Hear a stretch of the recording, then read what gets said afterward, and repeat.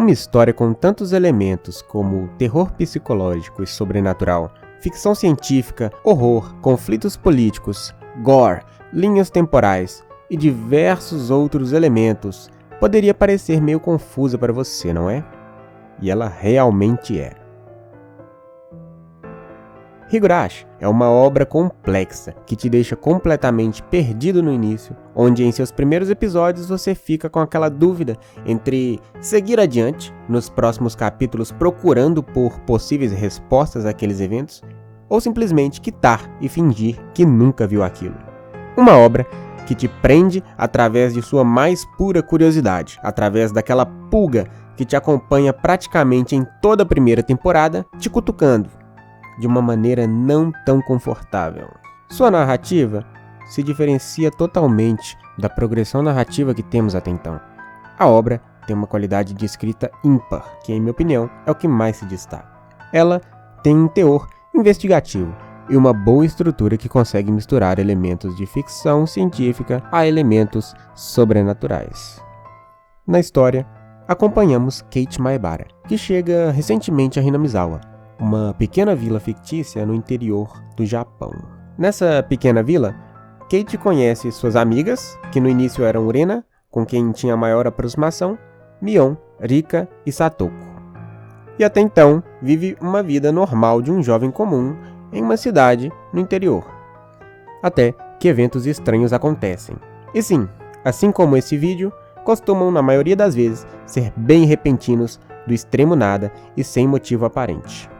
Se você conseguiu passar de uns 5 episódios, provavelmente ainda estava captando o estilo que a obra tem, com aquela intenção de gerar uma surpresa em nós como espectadores, utilizando-se a todo momento do comportamento dúbio dos personagens, que ora são doces e amáveis e em outra são extremamente violentos, instáveis e agressivos.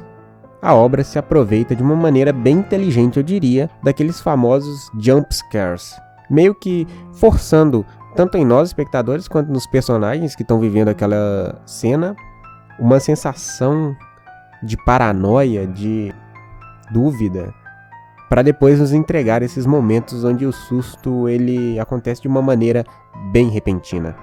Isso tudo acontecendo quase que ao mesmo tempo. E olha que eu só falei do primeiro episódio.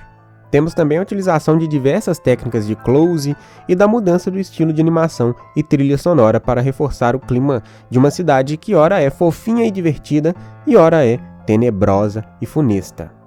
E seu estilo de desenho mais cartoon permite certos exageros, aumentando o impacto de cena após cena, através da mudança de cenários, o clima do lugar, o rosto dos personagens, e isso vai se repetindo episódio após episódio, acontecendo quase que da mesma maneira, porém com pouquíssimas diferenças que são abordadas ao final de cada um dos episódios.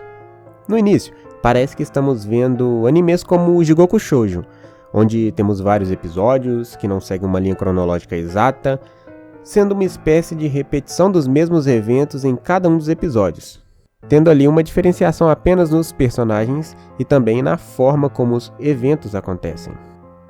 Os mesmos, quando morrem, voltam como se nada tivesse acontecido nos episódios posteriores, e não nos é apresentada nenhuma explicação por conta disso. Os personagens, eles nem parecem se lembrar do acontecido, como se linhas cronológicas diferentes estivessem nos sendo apresentadas. Esse aspecto faz com que você fique perdido sem saber se a obra virou uma total bagunça ou se vai ser explicada mais pra frente. É o tipo de obra que faz aquele primeiro contato que você tem com ela ser extremamente especial. Você, inclusive, vai querer apagar de sua memória esses episódios, para sempre ter a sensação de se deparar com seus eventos pela primeira vez. Pois, mesmo que seja interessante você revê-la sabendo os detalhes mais obscuros desde o início, que é o que eu faço atualmente, infelizmente, você acaba perdendo o interessante, que é aquela noção de não saber nada o que está acontecendo, e nem para que lado vai a obra, inclusive nem sabendo julgar a qualidade daquilo direito, mas também ficando intrigado com a história e com as respostas que poderá obter se caminhar um pouco mais nos episódios. Os desenhos dessa obra seguem bem aquela linha de aspecto contrastante de design, sendo designs bem fofinhos e uma utilização de cores bem suaves, nos vendendo aquele clima aconchegante, quieto, de uma cidade no interior. Porém, no que combina muito com a narrativa da obra, suas carinhas, fofinhas e o clima da cidade como um todo muda drasticamente a partir do momento em que seus personagens demonstram aqueles comportamentos bizarros citados acima. Sim, isso acontece diversas vezes na obra toda, e praticamente todos os personagens passam por essa síndrome. Síndrome essa que é bem conhecida e tem até um nome específico. Síndrome de Hinamizawa. Ela, inclusive, afeta não só os nossos protagonistas, como também todos os moradores dessa pequena cidade. E como tudo nesse anime, é uma síndrome que tem todo um enredo por trás bastante complexo e que só entendemos de fato a partir daquele momento em que já temos uma caminhada bem longa através desse enredo maluco. Apesar das características ser mais cartoon, da história ser um pouco viajada, é uma obra que retrata muito bem algumas das características do nosso mundo real. E esse, talvez, é um dos principais motivos pelo qual a obra ela tem essa característica que nos passa aquela sensação de perseguição e esquizofrenia, como se a qualquer momento fôssemos ser surpreendidos, seja com algum evento bizarro ou mesmo com a morte drástica de um dos nossos personagens favoritos. E sim, elas ocorrem em muitos momentos. Porém, a obra mexe com isso tão bem que mesmo você sabendo que seu personagem vai aparecer no próximo episódio, você sente o impacto da morte dele no episódio anterior. Aquela, digamos, seriedade naquelas cenas de morte, elas estão presentes aqui. Chega um momento que de tantos finais ruins seus personagens tiveram, você torce para que pelo menos um seja aquele final feliz, sabe? É uma obra que te faz torcer mais do que qualquer outra para os personagens principais. Assim, as respostas, né? Gradualmente vamos tendo elas, através de eventos que virão em temporadas seguintes. Já te adianto que você não vai encontrar nada na primeira temporada. Ela é feita justamente para colocar a dúvida e preparar o terreno para as respostas que virão nas próximas temporadas, onde são adicionados novos cenários, novos personagens e um desfecho em comum. Agora, falando um pouco dos personagens, temos Kate, nosso protagonista principal, que é corajoso e protetor. Diversos rumos são tomados na história por causa de suas escolhas. Age muito por emoção e é capaz de praticamente tudo para proteger os seus amigos. Tudo mesmo.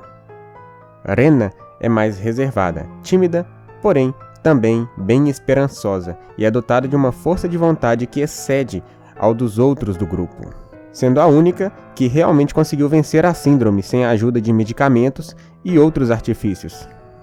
Mion é a mais esperta e detalhista do grupo, lógico, no bom sentido. Ela percebe muito bem determinados detalhes e conhece os arredores da cidade como ninguém. Satoko é a mais ardilosa, manipuladora e sempre com bons planos, lotada de armadilhas bem elaboradas, além de um gênio difícil de lidar.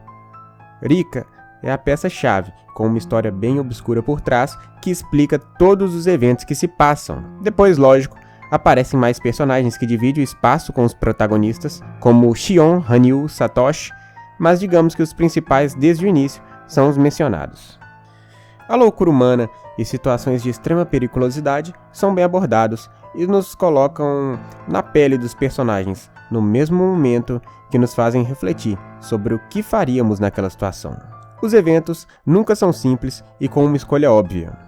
Você consegue, inclusive, achar uma justificativa para cada uma daquelas que seriam ações extremas dos personagens, pois são bem desenvolvidas no decorrer da obra. É um anime que aborda questões reais, porém de um jeito bem fictício. Mesmo tendo deuses e poderes mágicos, as situações colocadas nos demonstram cenários factíveis de viver em nosso mundo mesmo. Confrontos e debates envolvendo assuntos do mundo real como estamos acostumados. Os personagens não são overpowers, tendo de recorrer a órgãos e estratégias que nós mesmos recorreríamos em situações parecidas. Personagens carismáticos e cada um com sua própria personalidade característica. Onde mesmo Satoshi, sendo apenas um recolor loiro do Kate, tem um desenvolvimento satisfatório. Você pode ter reparado que não falei muito de desenho aqui, porque, em minha opinião, não se destaca muito frente às demais características que abordei. É um desenho simples, porém ainda assim deu aos seus personagens características que os tornam reconhecíveis e marcantes, além de reforçar os elementos contidos na narrativa da história. É um estilo de desenho que, mesmo que se aproxime dos animes produzidos na mesma época, cumpre bem o seu papel, além de conseguir criar designs que se diferenciam dos demais da mesma época, fazendo assim personagens únicos e nada genéricos. Seu autor, Ryukishi Zeronana, tem um domínio de escrita impecável. Criou não só Higurashi, como também o Mineko, que além de ser outra obra magnífica, compartilha o mesmo universo de Higurashi. Uma séria e sincera abordagem a respeito de questões políticas, envolvendo coisas como religião, controle humano e artifícios e esquemas ligados à aquisição e administração de poder e posses. Enfim, Hunters, tentei ao máximo não dar spoilers aqui. Me foquei em apenas exaltar algumas características da obra, porque essa em especial é interessante ter a surpresa e o choque de assisti-las sem um plano de fundo e informações pertinentes da história. Definitivamente não são histórias simples e precisam de paciência e atenção para aproveitá-las em sua plenitude. Então, se for assisti-la, separe um tempo e veja sem interrupções, com o máximo de atenção. De qualquer forma, provavelmente você vai ter de revê-las em alguns momentos. A obra completa e em ordem cronológica é Higurashi no Naku Koroni, Higurashi no Naku Koroni Kai, Rei, Higurashi no Naku Koroni Go e Sotsu, as duas últimas sendo vendidas como remake ou reboot, mas pode ser entendidas como continuação das três primeiras, já que suas histórias se entrelaçam. Sem falar dos spin-offs, Higurashi no Naku Koroni Kira, Kaku e Negoroshi Ren. E assim, finaliza os eventos das linhas cronológicas de Higurashi. Isso, lógico, sem falar de um Mineko. Vamos ficando por aqui, sucesso para nós e até a próxima.